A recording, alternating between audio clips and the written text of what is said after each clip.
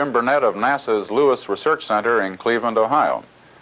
During this fifth program of the history of space travel, we'll see the first half of the film Friendship 7. The film is about John Glenn, the first American to orbit the Earth, and about the people and machines that helped make the flight possible. Here at NASA's Lewis Research Center in Cleveland, we take special pride in Glenn. He is from New Concord, Ohio, about 100 miles from the Lewis Center. And Glenn did some early training at Lewis, as did the other 6 original American astronauts.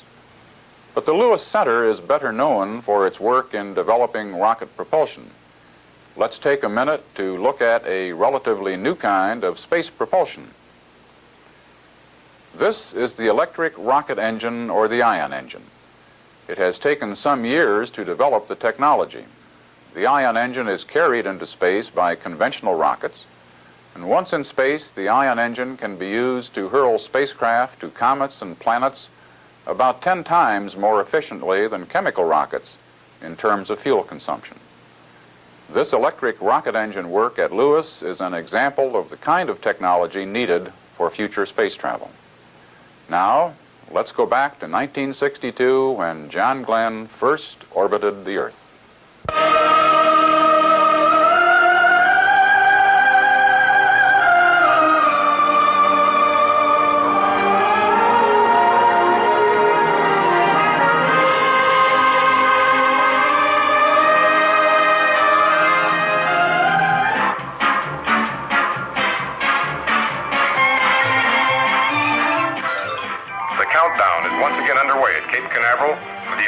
Astronaut John Glenn into orbit around the world. Reporting to the British Broadcasting Corporation in London. The 0 hour for Colonel Glenn's launch. En Floride, où une fois de plus, les dernières minutes de départ de l'astronaute américain. Stato a contare I minuti per l'astronauta americano John Glenn al Cape Canaveral, Florida.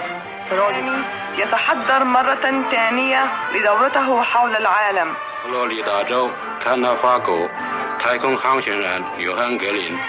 州ケープカナベラルではアメリカの宇宙飛行士ジョン・グレンの早期を目前に Proyecto Mercurio han reportado que ambos, el astronauta y su cohete Friendship 7, and report the astronaut's condition as excellent. Colonel Glenn at Cape Canaveral. And then astronaut Glenn will... Weather still remains the big question mark, but the countdown for John Glenn, the countdown is again underway. Today is February 20th, 1962. And today, if all goes well, the men here will launch an American astronaut into orbit around the world in a spacecraft which he has named Friendship 7.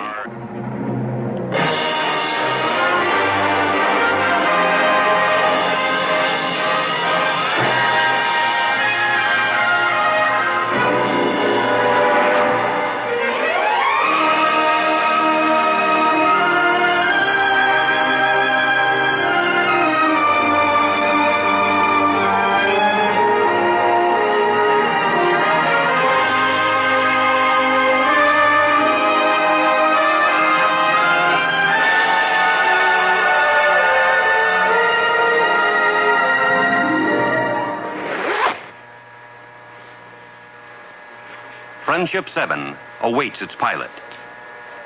And the pilot has waited 3 years for this day.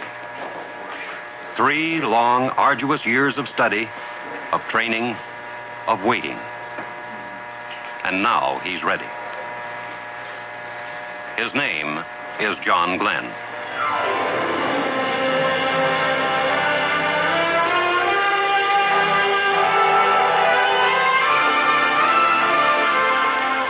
Astronaut John Glenn of New Concord, Ohio, Lieutenant Colonel, United States Marine Corps.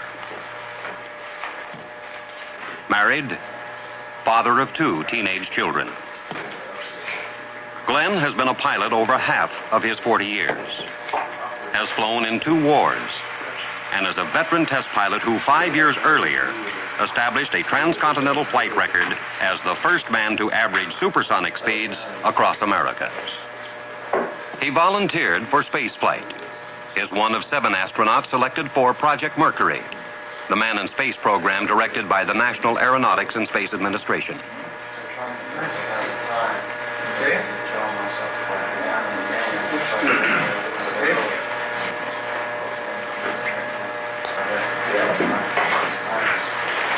two teammates have pioneered the way into space for Glenn.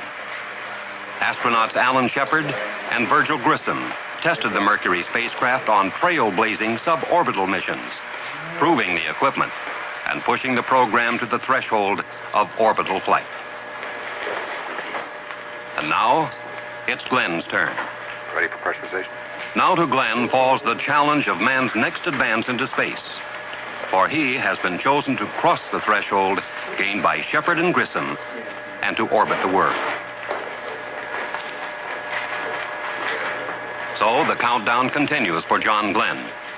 And it continues beyond this room for Friendship 7. And it continues this moment around the world.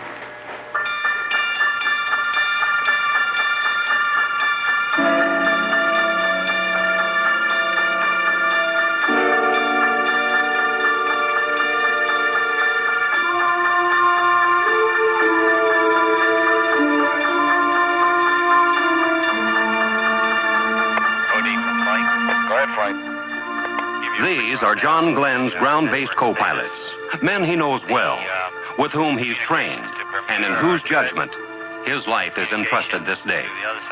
They are the flight controllers, and from the Mercury Control Center, within view of the launch complex, they make the decisions, issue the commands that will govern the course of the mission. To these men throughout the flight will flood the facts needed for decision.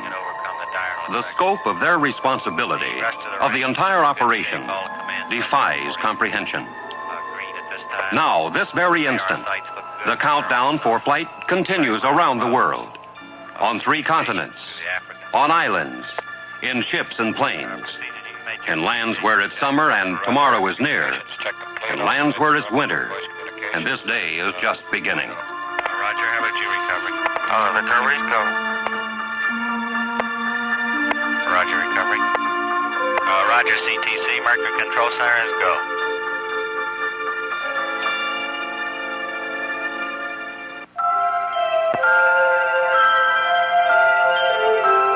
Northeast of Cape Canaveral, 1,000 miles into the Atlantic, dawn's early light spills over the British Crown colony of Bermuda, and Station 2 in the Mercury network proceeds with the countdown. The tracking and telemetry stations, 18 in all, form an avenue of electronic checkpoints around the world to monitor and communicate with Friendship 7 as it passes overhead.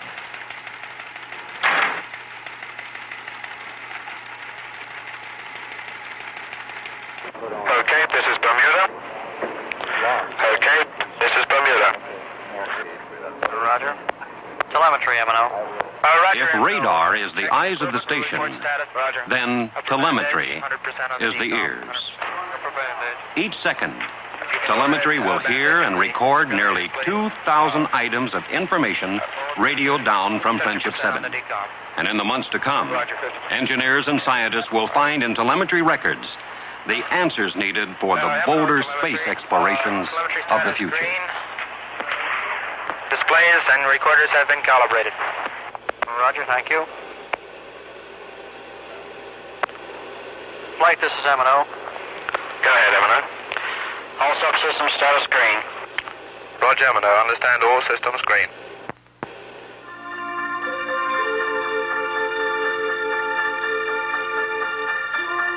Latitude, 5 degrees north. Longitude, 10 degrees west. A spot in the Atlantic Ocean off the coast of Africa. And Station 3, the Rose Knot, waits under the late morning sun for John Glenn. Operating out of Trinidad, Rose Knot will communicate with Friendship 7. Operation, this is Bridge. We're proceeding at slow speed at about 5 knots. The course is 198 through, over.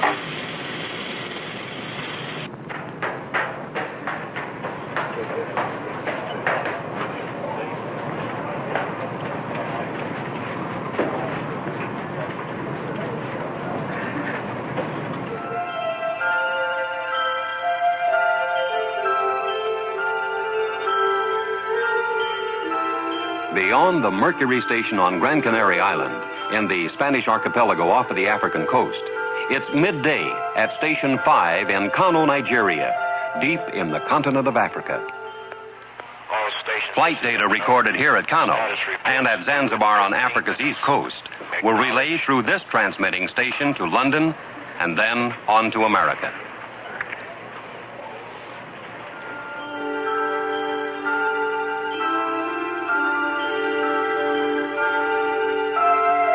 Far to the southeast of Kano, beyond the Zanzibar station, the ship's bell of the coastal sentry tolls the twilight of day in the emptiness of the Indian Ocean.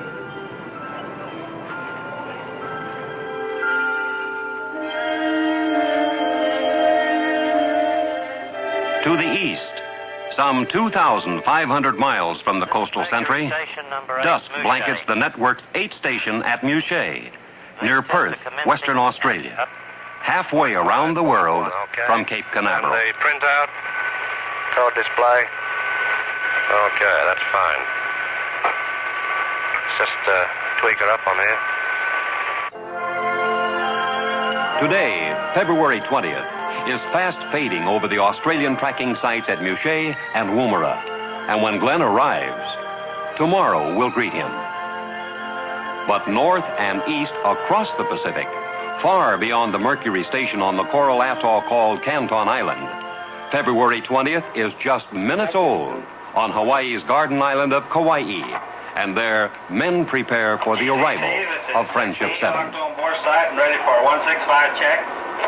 All roger. The transmitter is good. All roger. Eastward again, deeper into the day that will soon awaken over the Americas. Eastward to the Gulf of California and to the Mercury station at Guaymas, Mexico.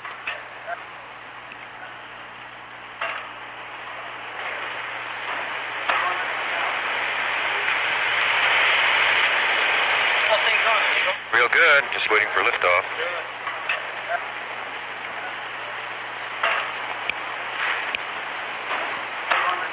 MNOTM, status green, proceeding with pre-pass calibrations.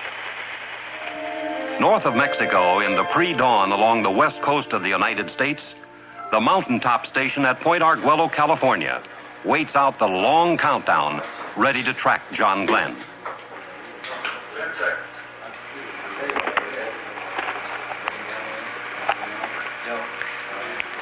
Roger, Arcade. What is the present count? Roger. Southeast now, to the farmlands of Texas, where the station at Corpus Christi continues its preparations for flight. Guaymas, Cal, in Texas, please. Affirmative. Roger. All systems, would you please commence pre-flight calibrations at this time since the countdown is progressing normally? Advise me when you have completed them. Far to the north and east of Corpus Christi beats the heart of the worldwide Mercury network, the computing and communication center that bonds it into a working entity.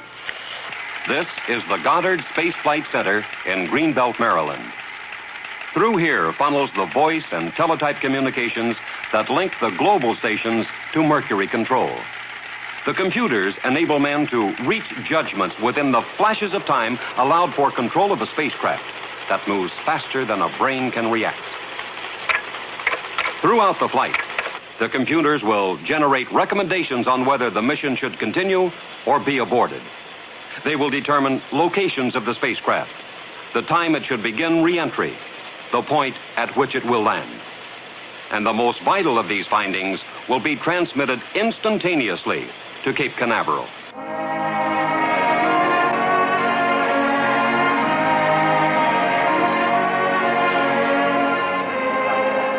Around the world, all is ready. The men, the stations, the space vehicle. And now reporters learn from the astronaut's information officer if the most vital of all elements is ready, the man himself, John Glenn.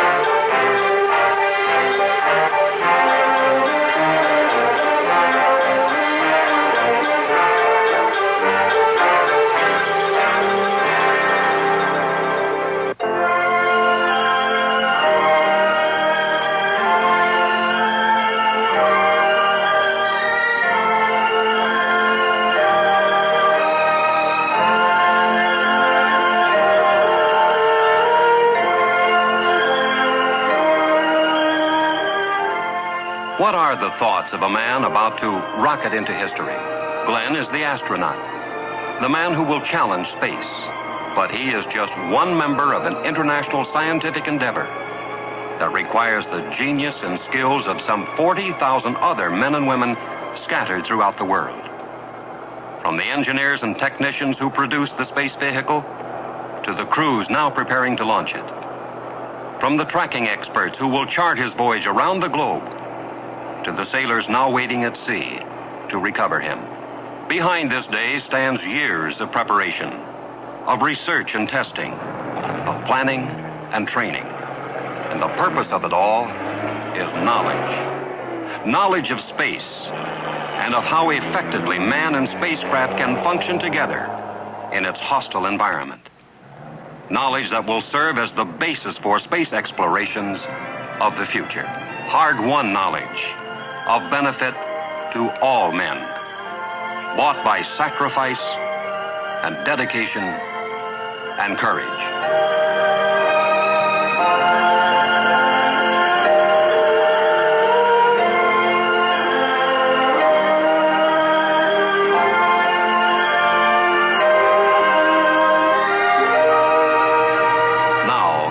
A handful of minutes remain until the spacecraft crew on the service tower call for the pilot of Friendship 7.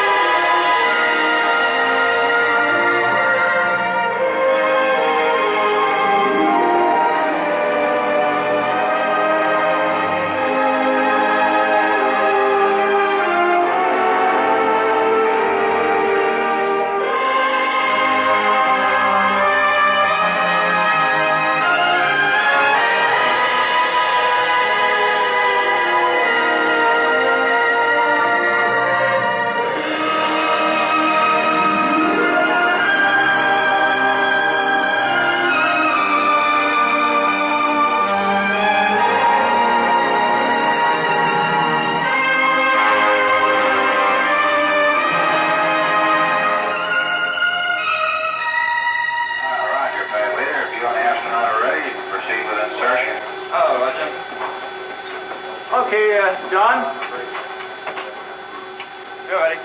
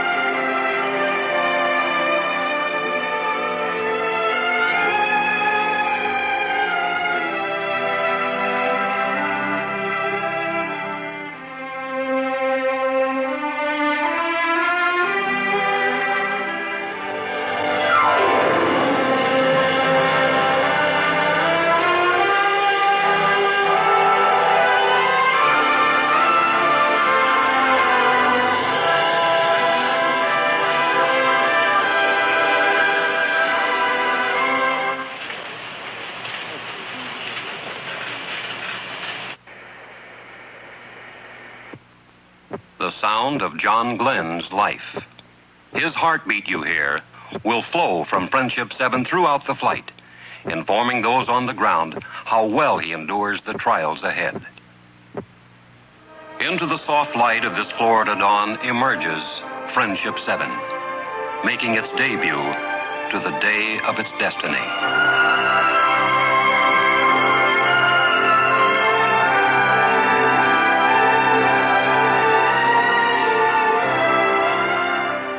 The Mercury Atlas stands alone, waiting to depart this Earth. 250,000 pounds of rocket with thrust equal to 3.5 million horsepower, all to hurdle a 168-pound astronaut into space.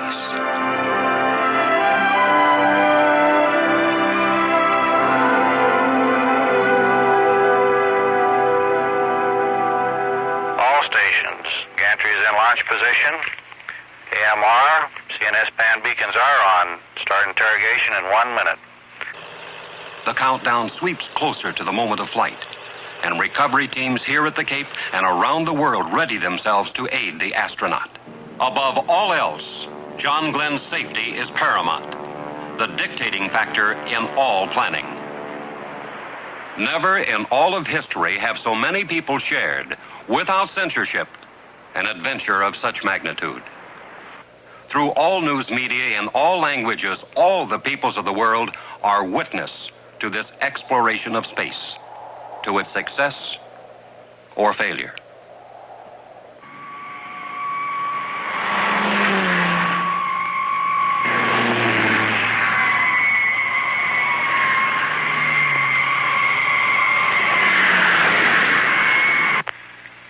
T-minus 15 minutes.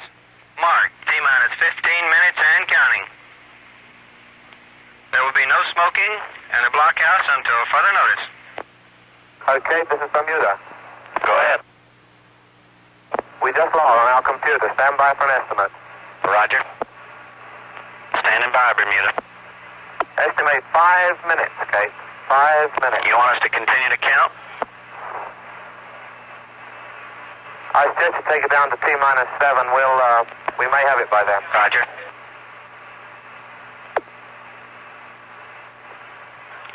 You want us to hold, Bermuda? We would like to hold at 7 and rerun a B-sim. We lost our main power on the computer and we just want to check that nothing else has gone wrong. What do you estimate? Somewhere between 5 and 10 minutes, Cape. Can't you expedite? Make it 5. All stations are holding at 6 minutes and 30 seconds. Estimate 5 minutes.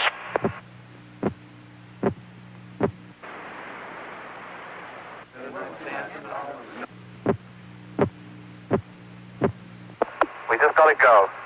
You ready? Are you ready to continue? Green. Okay, go ahead. Green. Go ahead, Cape. Your attention, please. On my mark, we will pick up the count at T-minus 6 minutes and 30 seconds in counting.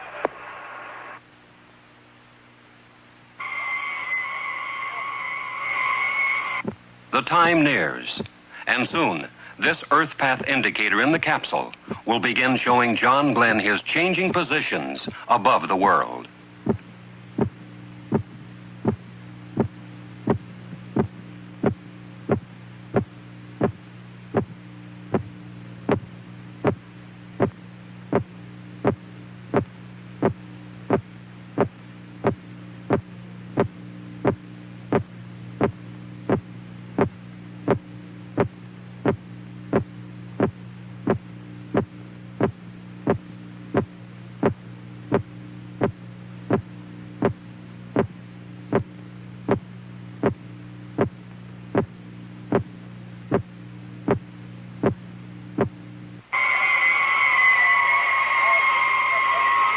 Mark, 57 seconds. Stand by to start EPI on my mark. Roger. Minus 50. 3, 2, 1, mark. Roger, EPI is minus 45.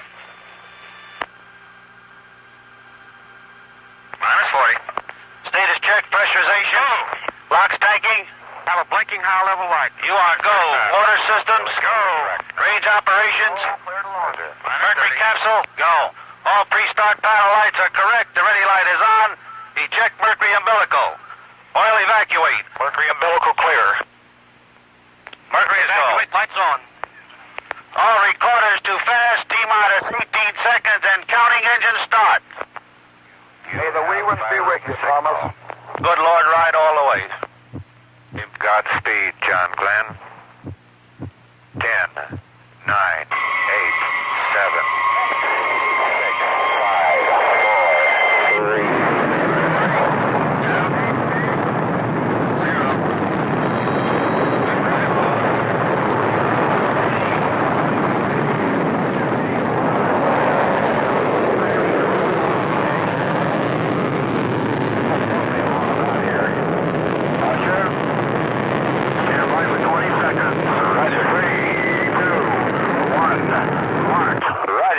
Clock is started.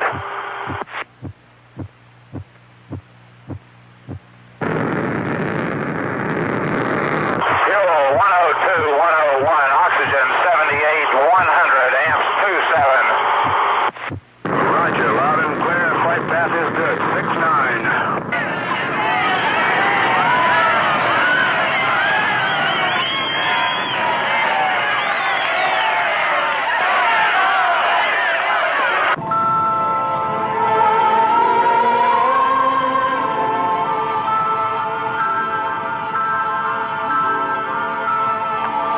Seconds. 65,